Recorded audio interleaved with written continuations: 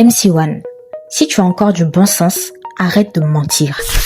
Des mots lâchés en plein live qui ont immédiatement mis le feu au réseau. Depuis quelques heures, un clash secoue la scène musicale ivoirienne. MC1 face à DJ Ketchevara. Mais pour comprendre cette affaire, il faut revenir au point de départ.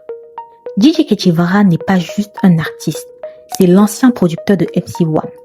Il a pris sous son aile, accompagné, certains diront même comme un fils. Tout bascule hier lors d'un live sur TikTok. Les deux se retrouvent sur le live d'un créateur et la tension monte. MC1 prend la parole. Le ton est direct, les propos sont jugés déplacés et surtout, il évoque un papier. Résultat, malaise général et polémique immédiate. Deux versions s'opposent. MC1 reconnaît l'aide reçue, mais estime ne pas avoir été rémunéré à la hauteur de son travail. Pour lui, la visibilité était là, mais pas les gains.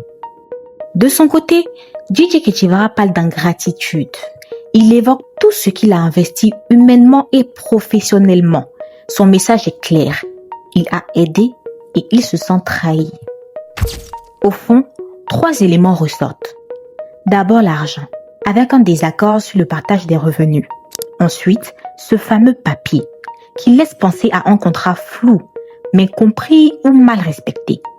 Et enfin, le respect, un point très sensible dans notre contexte où la relation entre aînés et cadets est importante. Si l'affaire prend autant d'ampleur, c'est parce qu'elle touche à des sujets profonds. L'ingratitude, l'exploitation des artistes et la relation entre mentor et protégé. Une relation qui commence souvent comme une famille, mais qui peut finir en conflit d'intérêts. L'opinion publique est divisée.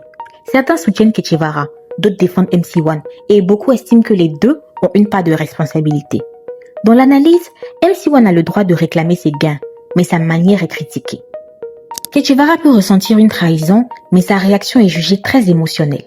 Au final, le problème reste le même, un partenariat mal cadré, des attentes différentes et une rupture mal gérée. Les conséquences sont déjà visibles, la relation semble brisée, l'image des deux est touchée et le débat sur les contrats d'artistes est relancé. Dans cette industrie, le talent ne suffit pas, il faut aussi comprendre les contrats, l'argent et la communication. Ce n'est pas juste un clash, c'est une relation construite sur la confiance qui s'est brisée entre business, attente et communication.